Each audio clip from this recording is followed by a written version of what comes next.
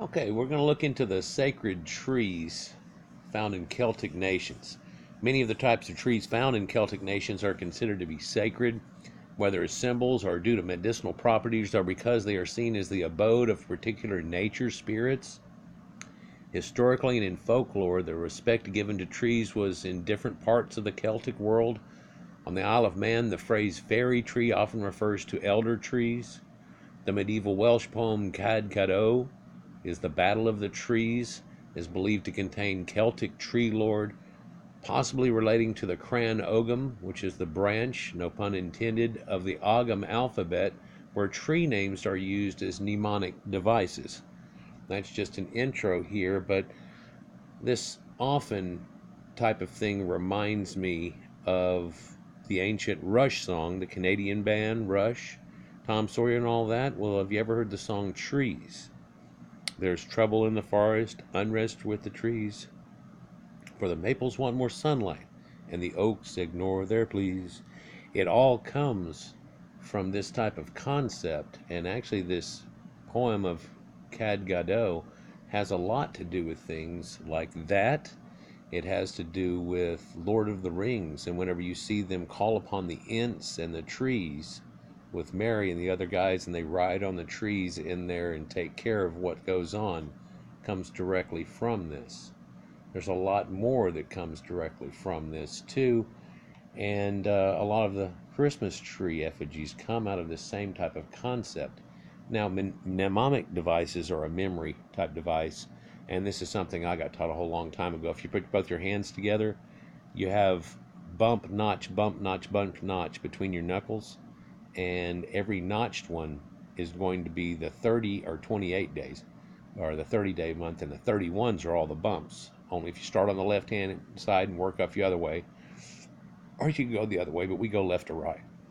So it's a way of remembering things, kind of like Roya G. Biv or whatever, for knowing the colors of a rainbow and things along that line. Before we get going, one good look here at a Druid Grove. Sacred Druid Grove, you can see the priest is down here under it, and they have some guys that are over here doing their Celtic rites up under a gigantic oak tree, which is seen to perhaps have a nest in it, and I bet there's a squirrel someplace, and everything else that goes along with Yggdrasil and the idea of the world tree, and these sacred trees that go way back to way before recorded time. And it is not something that is just Celtic, as I've tried to show you in a lot of my videos. For the story of Sumerian and Demuzi, Demuzi himself comes out of an evergreen tree. Yeah, he's reborn out of a tree. Uh-huh. It totally fits into that idea, and the strange thing is that's a solstice rite too, and that has to do with Christmas. Yeah, it's just slowly developed over time into a much more odd and different things, and then of course we don't do any of that pagan stuff anymore. Well, it's not even really pagan at all.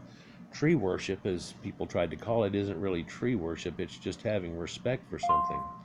The tree worship that we're talking about is really what we would call now today being attuned to Mother Nature.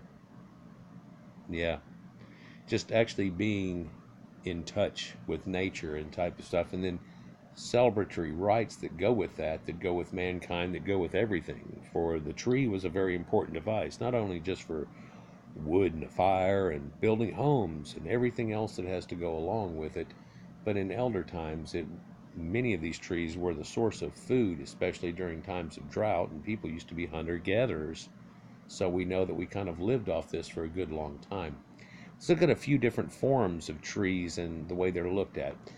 The oak tree features prominently in Celtic cultures. The ancient geographer Strabo, back in the 1st century AD Greek, reported that the important sacred grove and meeting place of the Galatian Celts of Asia Minor, Drunameton, was filled with oaks. There's a strange thing there because people think Galatians are way over here to the west and north, but the Celts, the Galatians, were right there in Asia Minor in itself, and indeed it's listed in the Bible. There's a term of Galatians, and Christ himself was said to be a Gala priest, so that leads you to know where things came from and how perhaps everybody was a lot more connected than people want to try to believe nowadays. And I've showed that with sacred symbology that everybody has, but let's continue. In an often cited passage from Historia Naturalis, 1st century AD, Pliny the Elder describes a festival on the 6th day of the moon, where the Druids climbed an oak tree, cut a bough of mistletoe, and sacrificed 2 white or unblemished bulls as part of a fertility rite. And you can see this in the Bible too, and unblemished bulls and everything. So it keeps going. We'll just go through this, but I like to mention things as they come. Sometimes people flash by them. Britons under Roman occupation worshipped a goddess of the oak tree, Darren, whose name is commemorated in a rivulet in Gwynedd. And that has to do with Guinevere also, too, by the way. According to the pseudo-history Lebor Gabala, or Book of Invasions, the sacred oak of early Ireland was that of Mugna, probably located at or near Dunmanganou, South County of Kildare, and Kildare means something. Sacred associations of oaks survived Christianization, so that St. Bridget's monastic foundation was at Sildara, or Church of the Oak, or Kildare. That's what Sildara has to do with. Sacred association of oaks survived Christianization, so that St. Bridget's monastic foundation at Sildara and St. Columcille favored Diore Galac's oak grove. I'm going to tear these names up, by the way. And Arderi, also see Duro, Daru from Dare, and Ma, oak plains or forests. In Welsh tradition, Gwydion and Math, where does that word come from, use the flower of oak to broom, to fashion the beautiful bloodwood. When Lulaw Gifts is about to be killed by Gronur Pebir, his wife's lover, he escapes in eagle form to a magic oak tree. In British fairy lore, the oak is one of the 3 primary magical woods, along with ash and thorn. And we know about Ash Wednesday and things that go with that idea. In Proto-Celtic words for oak were Daru and Durwa. Old English and modern Irish is Dare. Scottish Gaelic is Darach. Manx is Darach. Welsh is Derwin or Dar. Cornish Darwin, Breton Dervin. What's strange about that in names and linguistics, when I was a little kid, there was this guy that was a stuntman, and his name was Dar Robbins, and he did things like jump out of the top of the Astrodome into one of those giant pillow things that people do whenever they do high jumps and stuntman acts and things like that. So I had that going on, and had a book about Evel Knievel at the time too, stuntman kind of stuff, right, that I had gotten. But other than that too, during the same time, and I'm studying this growing up, there's Bewitched.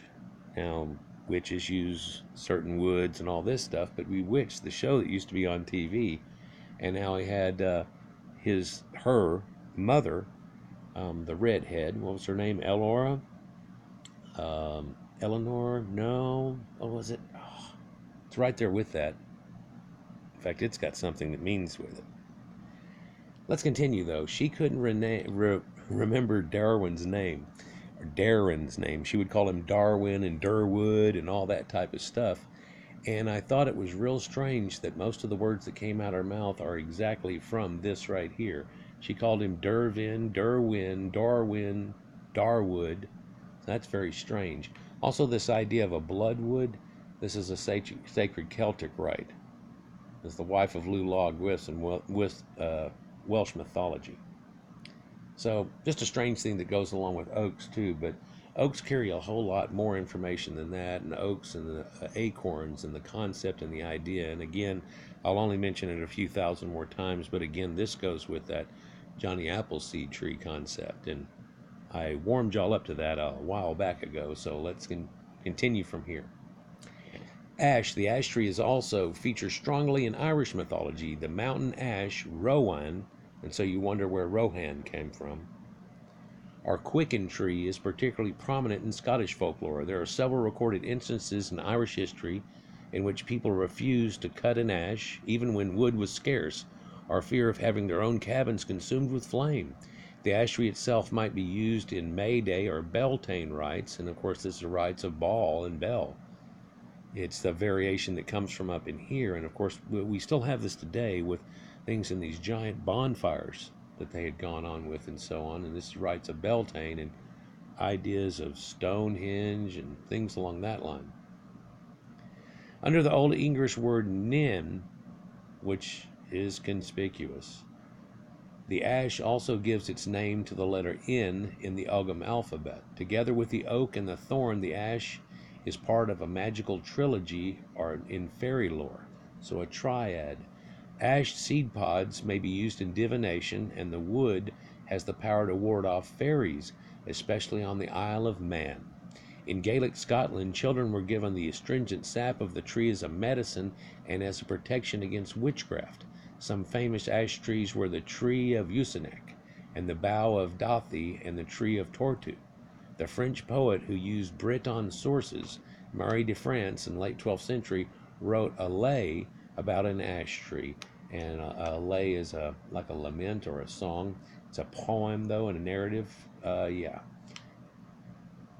And the Proto-Celtic word for ash was onos. Irish is nin. Funsog. Scots and Gaelic is funsan. Manx is ungin. Welsh is onin. Cornish is onin. Briton is onin. And whenever we talk about things like Johannan, which is supposed to be John in your Bible, and Johannes, which is supposed to be John, there was no J in elder times, and that name is Oannes, linguistically and everything. And if we look up ancient Oannes, he is again a rebirth god, but quite often shown as a fish rather than a tree. But we also see that same idea where Christ is about a tree, and he's about a fishers of men, and his sign the Vesica Pisces. It starts to come together for some people. Ooh, what about apple trees? Apple are known as the palm fruit, and the tree of the apple is celebrated in numerous functions in Celtic mythology, legend, and folklore. It is the emblem of fruitfulness and sometimes a means to immortality. You see this in ancient cartoons, even, and stuff, where it's the sacred apple and eat the poison apple, and all these stories that come from out of this mythology idea. But hey, don't we have one in our Bible that you weren't supposed to eat? And then, oh wow. So this type of thing keeps reverberating through all of these ancient Caucasians. Wands of druids were made from wood of either the yew or the apple tree, and we've talked some about the yew tree, but I'll talk more later.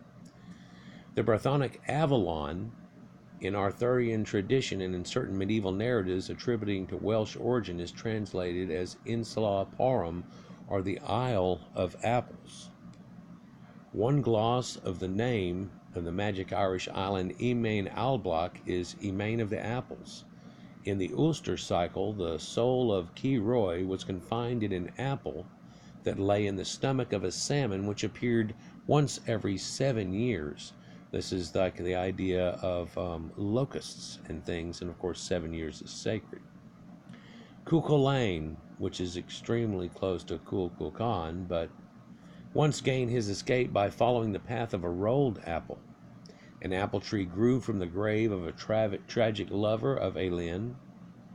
In the Irish tale Ectacondia, the adventurer Conley, Conel, the son of Con, is fed an apple by a fairy lover, in which sustains him with food and drink for a month without diminishing.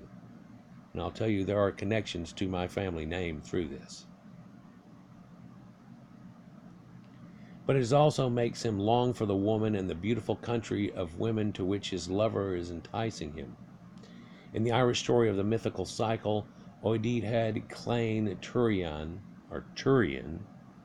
The first task was given to the children of Turian to receive the apples of the Hesperides, or Hespernia. Now we'll remember this apple of the Hesperides as being a story in Greek mythology where the nymphs of the evening and golden light, or sunsets, who were the daughters of the evening, are nymphs of the west. And so you can kind of see where this comes from and people that are connected. But even more so, they were also called the Atlantids from their reputed father, the Titan Atlas. So we have a connection to North Africa and to here again. And you can see the Amazigh and how they still have blonde and red hair and very pale in North Africa, although they've been encroached on by Arabs and a lot of the sub-Saharans. And you can still see it over here in Ireland and Britain and so on. Afalanu, Welsh Apple Trees, is a 12th century Welsh narrative poem dealing with Myrddin Wylot. And you talk about Myrddin and we talk about Merlin, and there's strange connections that go on there. He's supposed to have been just a wild man of the forest, and that's what Merlin comes out to in some sects, but yet Mer goes with the ocean too. And Merle is to be twisted or blended. So, kind of strange. The Briton pseudo-saint Conorin was reborn by means of an apple. The Proto-Celtic word was abala. That's where you get apple from, apala. Old English ubal and ubal. Modern Irish ubhal, ul, and ull, or ilu, has a deification significance to it. Scots Gaelic is ubhal, Manx is ul, O-Y-L, but that also hooks up to Gahul and these ancient stories of these wise owls and situation that they've made a kids movie about, by the way. Welsh afal, Cornish aval, and Brittonic aval. And you wonder where Avalon comes from and the concept of it, and that he was to go to a sacred trapped in island that had the apples on it for a rebirth situation. It went on through this, just like in Eden and so on, that we've talked about a bunch of times. But Ubal and Ball hook up to apple? Yes, yes, they do. How about hazelwood? Both the wood and the edible nuts of the hazel have been important roles in Irish and Welsh traditions. Hazel leaves and nuts are found in early British burial mounds and shaft wells, especially at Ashill, Norfolk, the place name story for Fiorim, an early name for Tara, describes it as a pleasant hazel wood. In the Ogham alphabet of early Ireland, the letter C was represented by hazel. According to Robert Graves, also represented the 9th month of the old Irish calendar, which is 16th August to 2nd September. Initiate members from the Fianna had to defend themselves and armed only with a hazel stick and a shield. Yet in the Fanain legends, the hazel without leaves was thought evil, dripping poisonous milk, and the home of vultures. And so now we have a concept of death and rebirth again, and these vultures that used to be the birds that would carry people up into heaven and so on, and all connected again with this witchwood and hazelwood. Thought a fairy tree in both Ireland and Wales, wood from hazel was sacred to poets and was thus taboo fuel for any hearth. You did not burn it. Heralds carried hazel wands as a badge of office. Witches' wands were often made of hazel as divining rods, used to find underground water. So, whenever they do that dowsing rod situation and they walk around and pinpoint it, this is usually one of the woods that is used. In Cornwall, the hazel was used in the Millaprieve, the magical adder stones, and in Wales, a twig of hazel could be given to a rejected lover. Even more esteemed than the hazel's wood were its nuts, often described as the nuts of wisdom, or esoteric or occult knowledge. Hazels of wisdom grew at the heads of 7 chief rivers of Ireland, and the 9 grew both Connala's Well and the Well of Sagais, the legendary common source of the Bourne and the Shannon. The nuts would fall into the water, causing bubbles of mystic inspiration to form, or were eaten by salmon. The number of spots on a salmon back were thought to indicate the number of nuts that it had consumed. The salmon of wisdom caught by Fionn MacComhale had eaten hazelnuts. Very similar tales related to Taliesin are retained in the Brythonic tradition, and Taliesin is neat. He's one of the elder bards from olden times. He's a Brythonic poet or Roman Briton whose work has possibly survived in the Middle Welsh manuscript, the Book of Taliesin. He was a renowned bard who believed to have sung at the courts of at least 3 Brythonic kings, and are retained in that tradition. Traces of hazelnuts have been found in a Celtic-style 3-chained suspension bowl discovered in a post-Roman burial date of 650 A.D. in London, so it rode through past the time. The name of the Irish hero MacGill means son of the hazel. W.B. Yeats thought that the hazel was common Irish form of the tree of life, and now we start to get some understanding. Proto-Celtic was Colos, Old Irish and Modern was Call, Scots Gaelic Calton, Manx is Call, Welsh is Colin, and so you see that name Colin. Cornish was Colweeden, and Britain was Crankhalevazin, which sounds very Germanic. Oh man, there's more to that, but let me just go on. Alder trees. Alder trees, a shrub or a birch tree family that has special implications in Celtic tradition. The alder usually grows in wet ground with small pendulous catkins. Alders are especially associated with Bran and Cad Gadot in the stories, the Battle of the Trees. Gwendolen guessed Bran's name from the alder twigs in his hand. The answer to an old Taliesin riddle, why is the alder purple? It's because Bran wore purple. And why now? How does he get purple? By the way, too, you have things like that, and people just fly right by him. But Bran's alder may be a symbol of resurrection. The name of the boy Gwern, son of Malwick and Branwen, means alder. The place name Finmag or Farney means plain of the alder. In Ireland, the alder was regarded with awe, apparently because when the wood cut, it turns from white to red. So now we have that bloodwood situation. At one time, the felling of an alder was punishable, and it is still avoided to this day. The alder is thought to have power of divination, especially in the diagnosing of disease. Alder might be used in the Fae, a rod for measuring corpses and graves in pre-Christian Ireland. And you see that listed also in my D&D type of things with Fae, F-E-Y, and fairies, and where this all kind of comes from. The letter F, third consonant of the Ogham alphabet, was named after the alder. The Proto-Kinetic was Werna. Old Irish was Fern.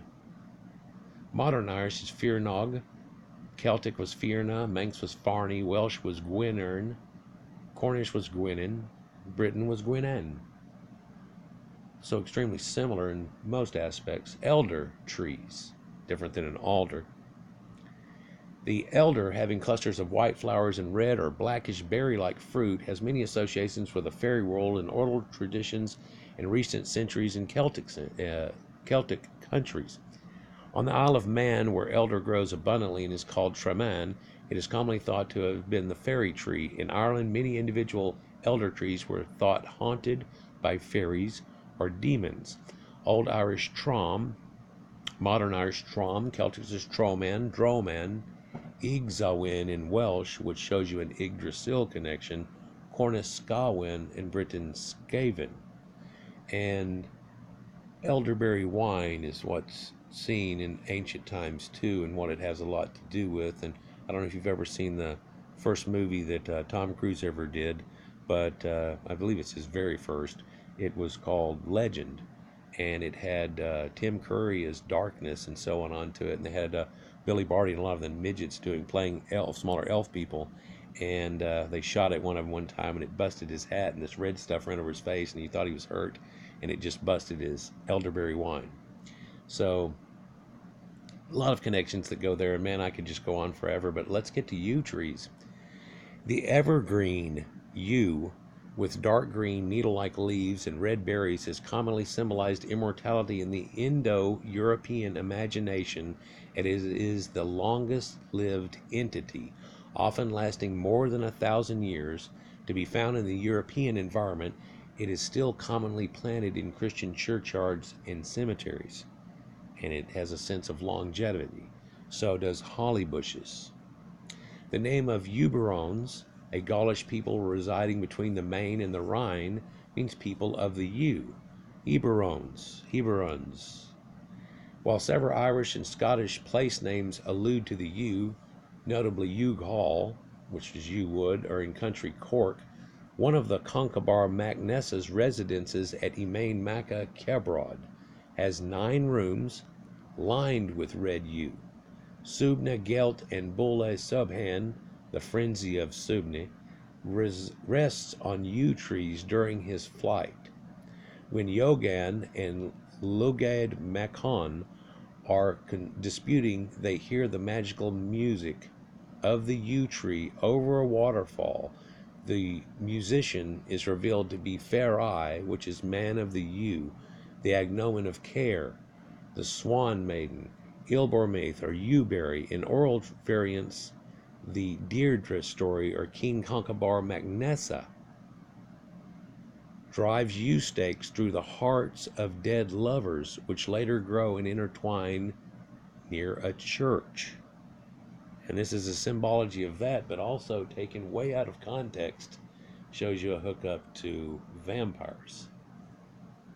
Fergus, the hapless brother of Nael Naugloch, or of the 9 hostages, in Ectra Mac Inbach Megwedion, the adventure of the sons of Aked Mugmedon, signals his sterility when he rescues from a burning forge only the withered wood of a yew which would not burn.